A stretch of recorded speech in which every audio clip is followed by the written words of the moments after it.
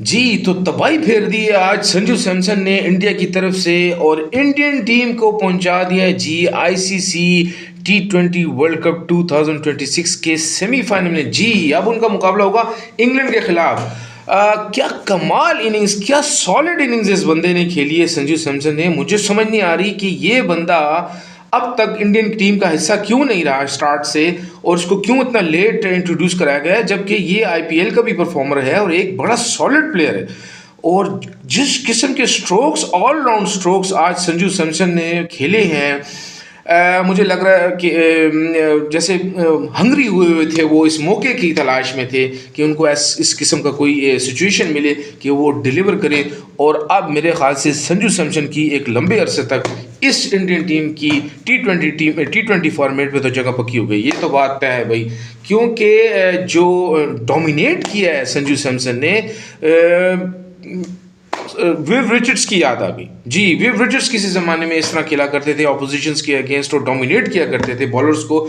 और एक लम्हे के लिए भी नज़र नहीं आया कि संजू सैमसन अपना कंपोजर लूज़ कर रहे हैं या अपनी कामनेस लूज़ कर रहे हैं। और खड़े खड़े उन्होंने फास्ट बॉलरों को, ख़ास तौर पर ये बड़ा रेयरली देखने में आता है कि कोई इंडियन बैटर फास्ट बॉलर को इतना अच्छा खेले। कोहली खेलते रहे हैं, लेकिन फिर भी संजू सैमसन ने जो आज सॉलिड बैटिंग की है, और एक उनका शायद कैच ड्रॉप हुआ है, लेकिन उसके अलावा उन्होंने कोई ख़ास मिस्टेक नहीं की या अपनी विकेट थ्रो अवे करने की ऐसी कोई शॉर्ट स्ट्रोक नहीं खेला जैसा कि कुछ और इंडियन बैटर्स ने किया है। पांड्या ने गलत शॉट खेला, मैं समझता हूँ सूर्या कुमार ने भी, तिलक ने भी थोड़े से जल्दबाजी का मुजाहरा किया है। हालांकि सिर्फ तिलक को वहाँ पर टिके रहना था, बाकी संजू सैमसन जो थे वो तो काम तमाम कर ही देते।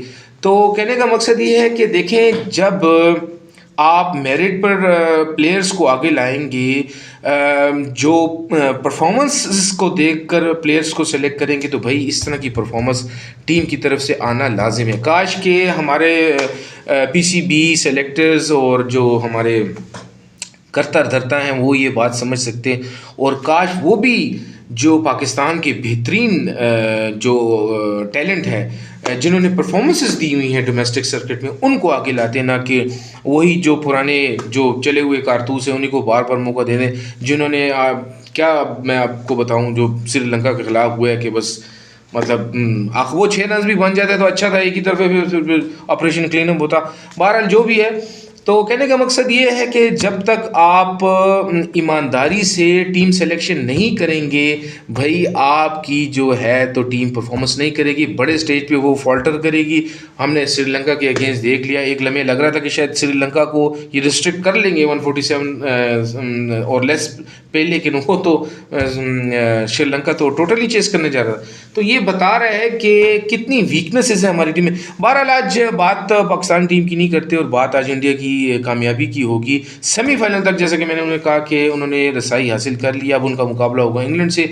और ये जो परफॉर्मेंस दी है इंडिया ने, मैं समझता हूँ अभी जो संजू सैमसन का एक एक्स्ट्रा जो इनको एक कॉन्फिडेंस और एक एज मिल गया, ये वो ज़रूर कैरी करेंगे। और अब इंडिया को मैं समझता हूँ कि फ़ाइनल खेलना चाहिए। बिल्कुल जी, उनकी जगह बनती है फ़ाइनल में। बॉलिंग में मैं समझता हूँ इनको एक स्पिनर को रिप्लेस करने की ज़रूरत है। मुझे ऐसा लगा है कि अक्षर पटेल या जो उनके वरुण चक्रवर्ती हैं, उनमें से किसी एक को रिप्लेस करना चाहिए। कुलदीप यादव जब आपके पास मौजूद हैं, तो फिर मेरे ख्याल से उनको चांस मिलना चाहिए, क्योंकि वो एक अच्छे बॉलर हैं, बड़े मैच के बॉलर हैं, बड़ी टर्न भी करते हैं, चाइना मैन है। तो कहने का मकसद ये है कि वेस्ट इंडीज़ से जो आज मिस्टेक्स हुई हैं, कुछ कैचेस ड्रॉप हुए हैं, टोटल उन्होंने अच्छा पोस्ट कर लिया था। मैं तनी शुरू में से नहीं लग रहा था कि वो 190 प्लस तक पहुंच पाएंगे, लेकिन आखिर में बड़ी अच्छी बैटिंग की गई है होल्डर की तरफ से, और हिटमायर ने बड़ी ज़बरदस्त बैटिंग की है। लेकिन मैं समझता हूँ कि बॉलिंग में बड़ी एवरेज बॉलिंग की है आज वेस्ट इंडीज़ ने। बहुत लूज़ बॉलिंग की है, कोई वेरिएशन नहीं की। कुछ स्लोअर वंस करते, कुछ बाउंसर्स करते, कुछ जो है तो यॉर्कर्स ज़्यादा करते। बड़े एंड में उन्होंने कुछ अपनी बॉलिंग में बेहतरी लाने की कोशिश की, लेकिन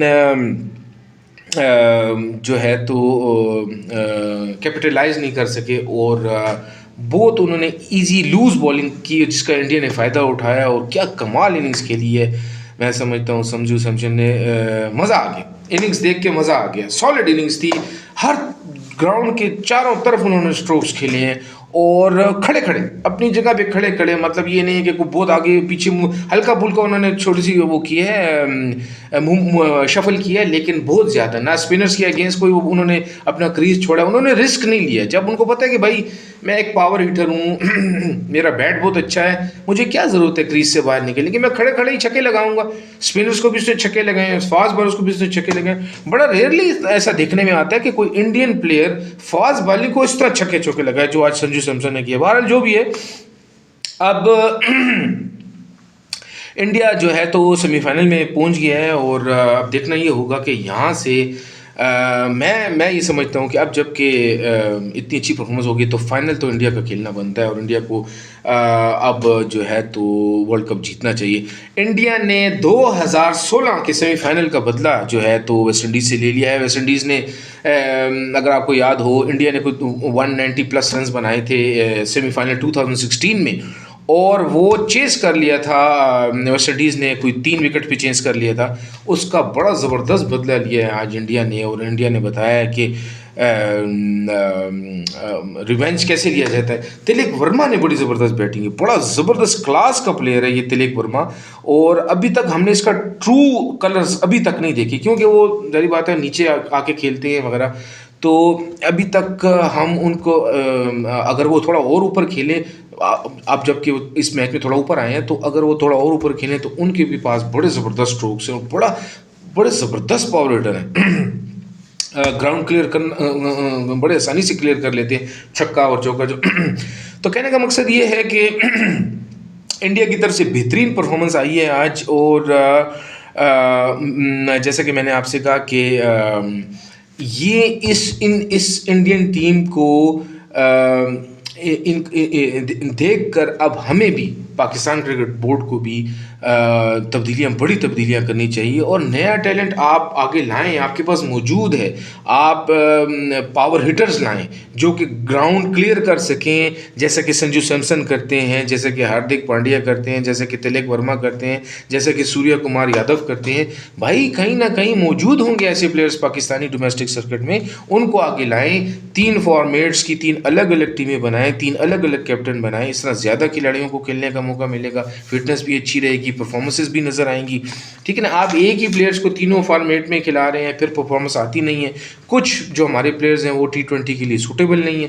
तो कहने का मकसद ये है कि इंडिया की टीम को हमें सैंपल बनाकर अब हमें अपनी भी टीम T20 की और तमाम फॉर्मेट्स की टीम्स को तश्कील देना होगा, अगर हम चाहते हैं कि हमें फ्यूचर में कोई रुसवाई ना हो। आगे चैंपियंस ट्रॉफी आने वाली है, फिर आपका 2027 में वनडे वर्ल्ड कप आने वाला है। भाई अगर आपने अपने रविश न बदली तो फिर यही देखने को बार बार मिलेगा। फिर आप अफगानिस्तान से भी हारेंगे, फिर आप USA से भी हारेंगे, और मतलब जो आवाम जो इतना पैसा खर्च कर रही है, खिलाड़ी तो अपने अपने पैसे ले रहे हैं, अपनी फ़ीस ले रहे हैं, सैलरी ले रहे हैं, लेकिन आवाम जो इतना पैसा खर्च कर रही है, जो इतनी मोहब्बत का इजहार कर रही है, उनको बदले में क्या मिल रहा है? उनको तो बदले में कुछ नहीं मिल रहा, सिर्फ रसवाई मिल रही है, खफगी मिल रही है, लोग गमगीन हो रहे हैं। मतलब ये तो नहीं है ना कि 8-1 हो गया और 9-1 हो गया इंडिया के अगेंस्ट। आप भी जीतें तभी इस तरह गेम में इंटरेस्ट भी रहेगा, लोग दिलचस्पी भी रहेंगे।